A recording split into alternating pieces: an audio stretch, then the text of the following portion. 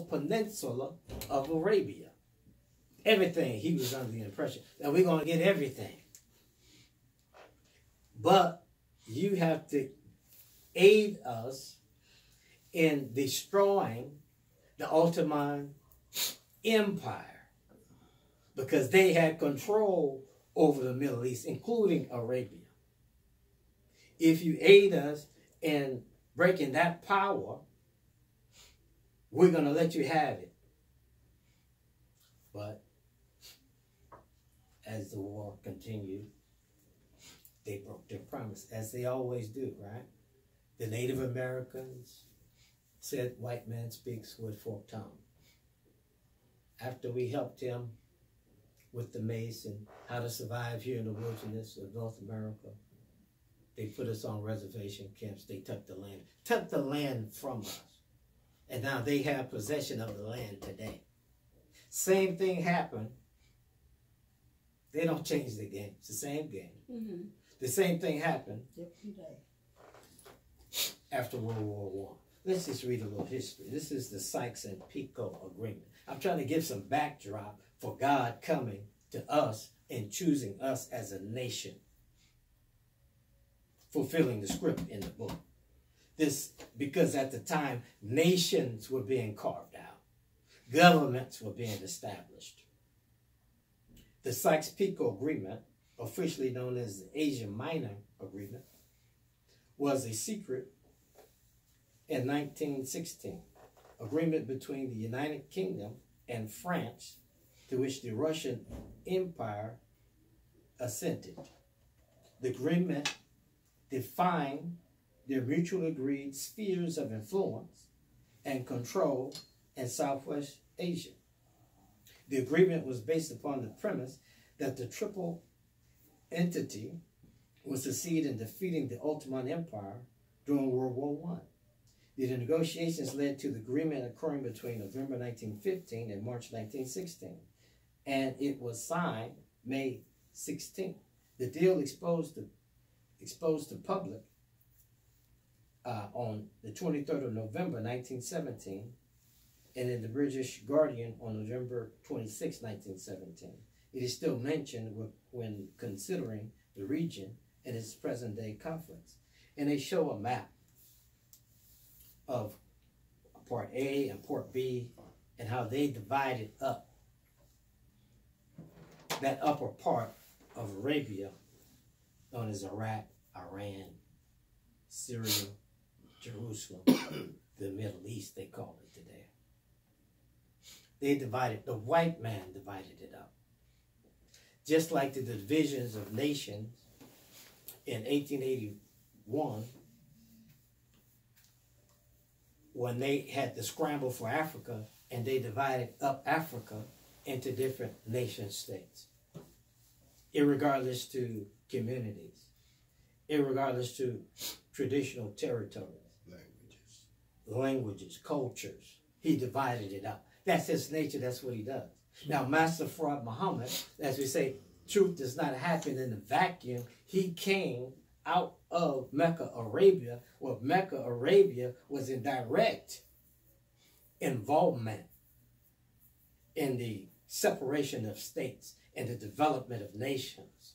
So he was conscious when he came to America of nationhood and statehood. This is why he named us the Lost Found Nation of Islam. This is why the book says in Isaiah 9:6 that a government shall be upon his shoulder. This is why in Exodus that I just read you, he said that he would choose a people to call his own. A people who would spend 400 years in bondage, because he knew that this would be the day for the general resurrection of the black man, that the Caucasian world was over. There was a saying that when the capital of Istanbul or Constantinople changed, that would mark the end of the old world. That was 1914. The Honorable Elijah Muhammad clocked it at 1914. And who taught him that other than Almighty God? In 1914, this Picot Agreement, 2 years later, was drawn out. The Ottoman Empire after World War I was demolished and destroyed. That capital did change. The 6,000 years was up. And our Elijah Muhammad says that we have to give an extension, or that Almighty God, Allah, will give an extension. And why did he give an extension? A 60-year extension? He said, because we had not been taught the knowledge of self. What knowledge of self? The knowledge of self is nothing mysterious. The knowledge of self is the knowledge of you. It is the knowledge of your history, your past, your present, and your future. It is the knowledge of yourself. We have been robbed of who we were in the past. We have been robbed of our languages and our culture. We had to be taught for 60 years, and Master Fard Muhammad would be our first teacher. He taught us for approximately 2.5 years. And he taught the Honorable Elijah Muhammad exclusively for that amount of time. That you are a lost nation, now found by me. Now we're going back to the rod of Moses, the relevance of it. He came, Master Fard Muhammad, to fulfill a promise made to our father, Abraham, that your seed shall be strangers in the land, and that I will come and judge that nation that they shall serve. That they will be afflicted for 400 years. But they will leave out with great substance. That's the book. That's what we were told in the movie 10 Commandments happened to the Jews. That's a lie. Yes, sir. The truth of the matter is that a man by the name of Master Fard Muhammad came to America out of Mecca, Arabia, where all the prophets of God came from.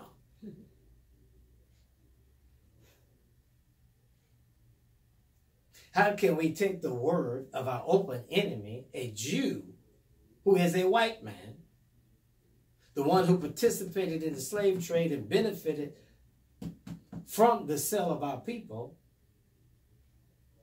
take him at his word, and then take the white man and his religion that disagrees and is in conflict with his brother's religion, Judaism. It don't mix, it don't match, but they got each other's back. Yeah. They go and they solicit our children out of our schools and pay for them to go and make a pilgrimage to Israel. They're the money behind the movie 10 Commandments. They're the ones behind the movie Frosty the Snowman. They're behind the movie Rudolph the Red-Nosed Reindeer. But they use these propaganda to promote that to our children, get them infested with it, and keep that lie going. But we're here to break it down and give you the truth. Yes, sir. Another agreement I want to read to you, and I want to take it home. It's called the Balfour Declaration. And this was written also about that time. Let's read it. This is a letter from Lord Balfour to one of the Rothschilds. Don't know who Rothschilds are? Mm-hmm. Look them up. That's the money. That's the Jews. Mm-hmm. Okay, they're worth some $700 trillion dollars. You know, they got so much money they can't even count it. His Majesty's government view would favor the establishment in Palestine. We're talking about that land of the Syke and Pico. Of a national home for the Jewish people,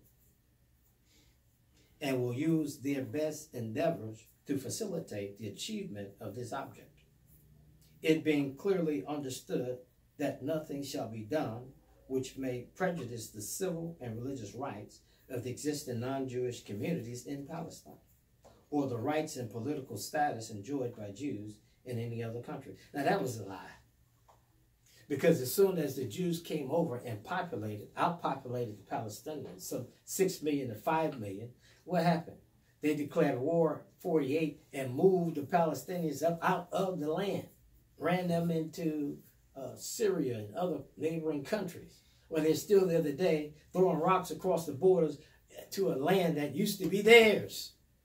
But this is in 1917, November 2nd, 1917. This came down from the Foreign Secretary, Arthur Balfour, to the Lord Rothschild, who controlled the Jewish community, the money. Said, yeah, we're going to help y'all out. Yeah, we promised the land to Ali in Arabia, but we're going to cut this piece off called Jerusalem and Israel for the Jews, and we're going to cut this piece off here, Syria and Damascus, and we're going to cut this piece off Iraq and Iran for other purposes, to have our puppets in the area. And they're still meddling in those countries today. They helped formulate those countries, the British government, the white man.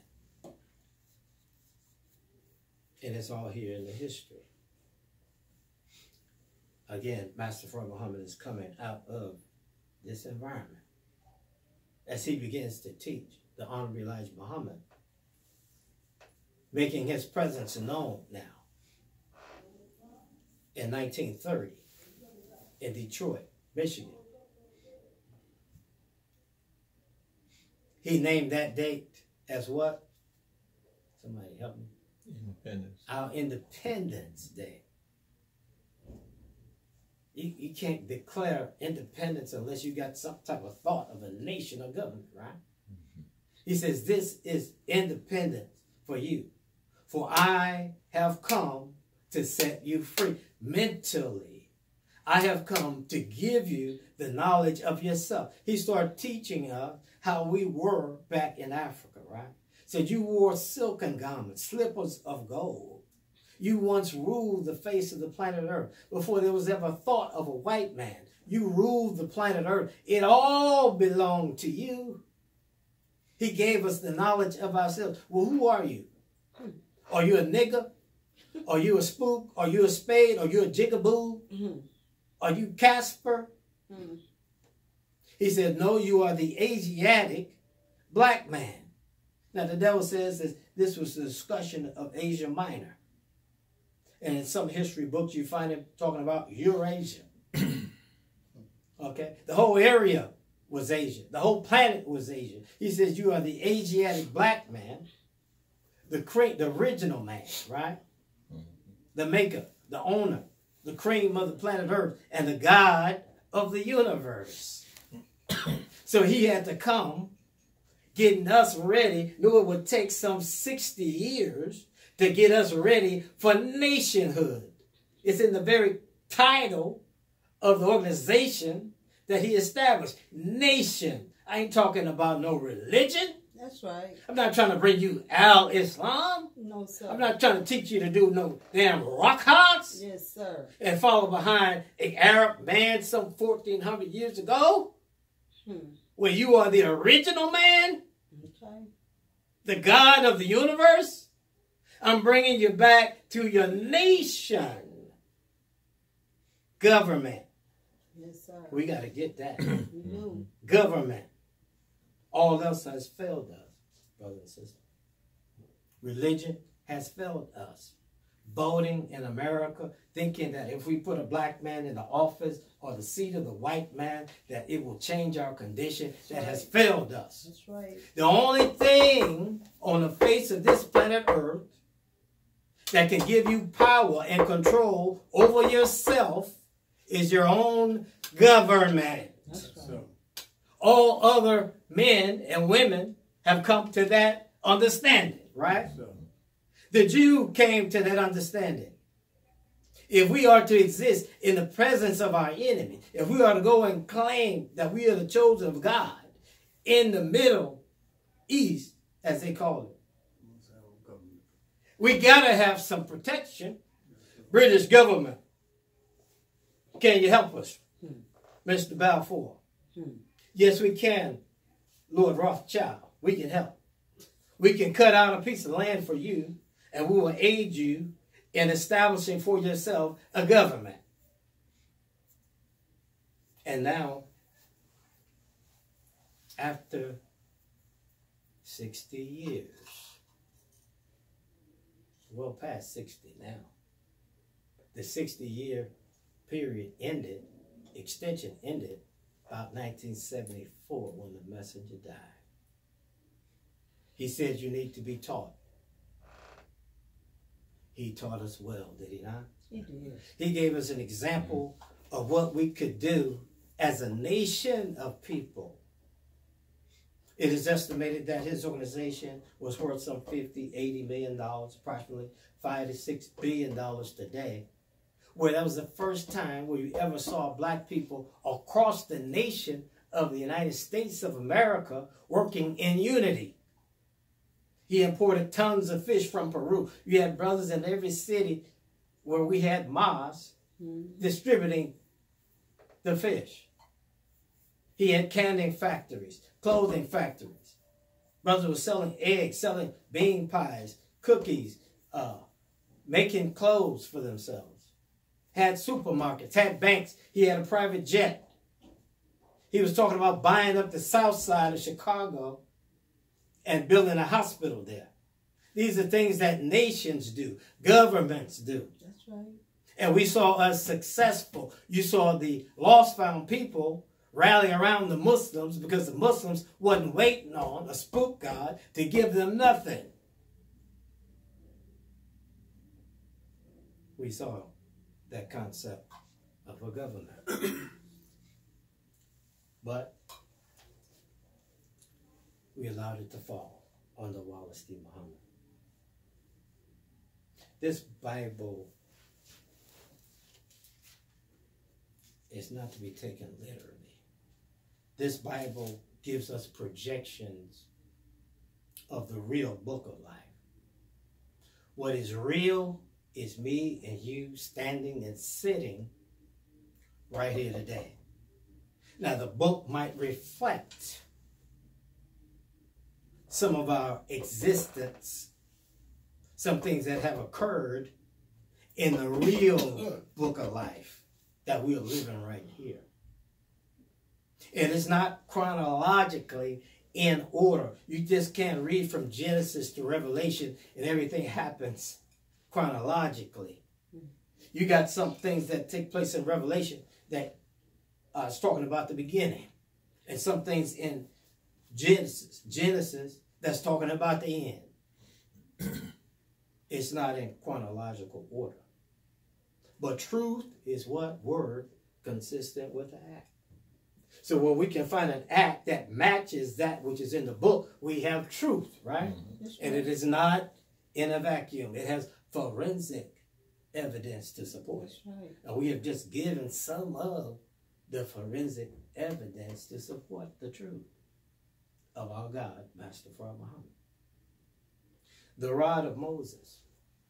Now we know that the Honorable Elijah Muhammad did fulfill the greater role of Moses. He was that one who taught for 40 years in the wilderness hills of North America. You read in his books, Message to the Black Man, Our Savior Has Arrived, he referred to himself as Moses. But he also projects of one who comes after him, who is the prophet like unto Moses. For God told him that I will raise up a prophet like unto thee, and will put my words in his mouth. Meaning when he speaks, he's speaking the words of God. Whereas Elijah Muhammad got the words of God placed in his ear. Master Prophet Muhammad taught him. Master Prophet Muhammad did not teach this man, Silis Muhammad, face to face.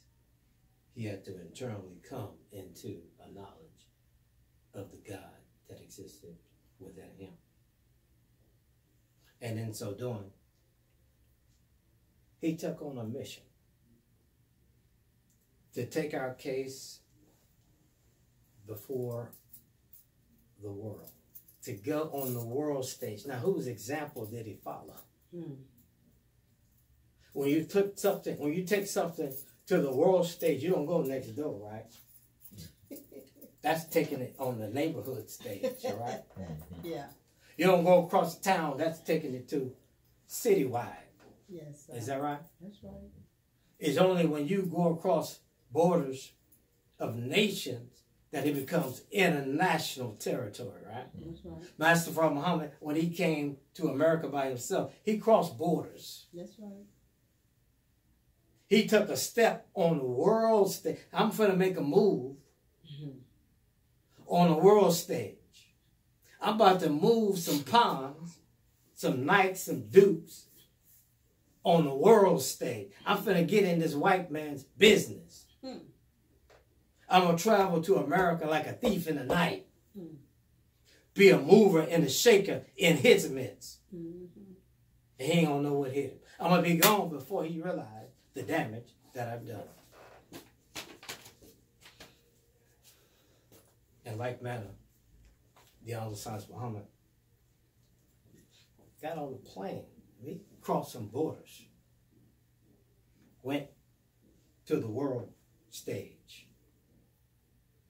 And made interventions, that's a technical term that has to do with NGOs, non-governmental organizations, communicating with the UN. You just can't walk up to the UN and make a statement.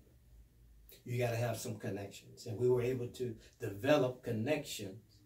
One was through a brother by the name of Dr. Clyde. We don't want to forget him. Haram, I believe, was his organization. He had an NGO. He allowed for us to make communication. I think we made that communication in 1503 under his group. But it was Ida Hakim, a Caucasian woman, who allowed for the Honorable Silis Muhammad to go into the UN because the devil accepted one of his own in the international community where we couldn't get in or walk in the door. But he saw a white woman, an American, and instantly recognized her rights, recognized her as a human being. You have the right to speak. You're a white human being. That's just real. Yep. And she walked right in the door like she owned the place. She said it smelled like home to her. She could recognize her people. This is my father's house. And she got an NGO status and then turned around and gave it to Silis Muhammad. It was Caucasians United for Reparation and Emancipation. White people.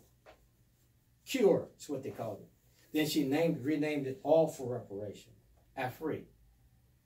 And said, here, Silis Muhammad is the head of it now. So she brought him in the house of Pharaoh, the Caucasian United Nations. Now note that the United States government and Britain, they're on the world stage too. We just talked about it. They dealing in international business, right? They cutting out pieces of land for nations. What did they do? They did it in, what was the organization prior to that? League. The League of Nations. They're making moves in the League. And then ultimately, they renamed it or organized it under the umbrella of the UN, the United Nations. They're making moves for nations. You can't be recognized as a nation. You can't be recognized as a government, a nation state, unless one member nation recognizes you. We can't just go there and say, hey, you got to recognize us. Nope. If a member state say, hey, I recognize these people as a separate and distinct entity, a government. I recognize these people as a self-determined people, and we accept them as such, then instantaneously you can be accepted because one member state recognizes you. The Honorable Silis Muhammad went into battle on our behalf at the UN. He engaged in international warfare on a political level with the UN, the white man's government. He said to them that I recognize that you do not see us. And brother, when he went to the United Nations, he referred to us as African Americans in some of the documents and paperwork. There was a group called the Group on Minorities under the UN Human Rights Department that had a window of opportunity for minority groups to come in and represent themselves. So he wanted to try to come in and get us to represent ourselves.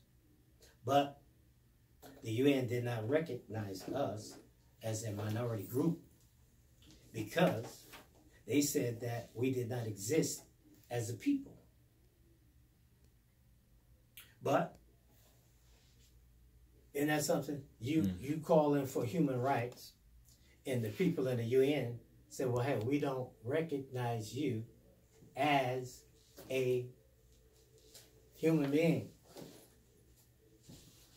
You are Americans. That's what they said to us. You practice the religion of the Americans. He was not just talking to Silis Muhammad, he was a Muslim, Lost Foundation Islam. But your people over there, we thought y'all was all right. Nobody came over here to talk to us before. You are Christians. You practice the culture of the Christians. You speak the language of the Christians. Practice the religion of the Christians. You subject yourself to their government. Then you are a U.S. citizen.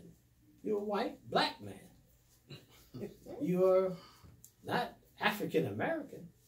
So African American is an African who comes from Africa, who was born in Africa, speak African language, practice African cultures, be they white or black, and who comes to another country, America, and claims citizenship in America. They are African American. Obama was an African American.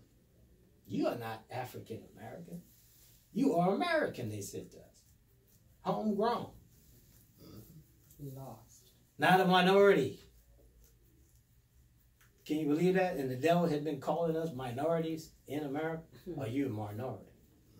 No, you're part of the majority. There's no distinction. That was Pharaoh's musician,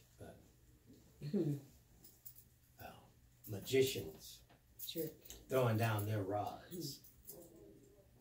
And according to the book, Moses had to throw down his rod too, right? So the UN Department of, the Human Rights Department of the United Nations threw down their rod. Their rod is that which they use to govern, to control. It's a staff. It's like a shepherd. He uses his staff to guide the sheep. Your rod is used to discipline, to enforce, to control.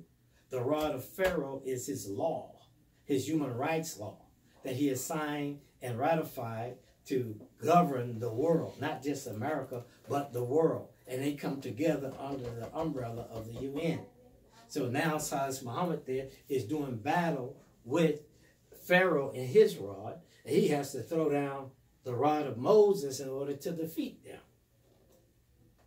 So he throws down his understanding of the human rights law and says that, well, the United States government has deracinated our mother tongue. He knew that in Article 27 of one of the documents on political rights that the government of the United States had ratified, Article 27 spoke to the right, the inherent right of people to speak their mother tongue. And that mother tongue is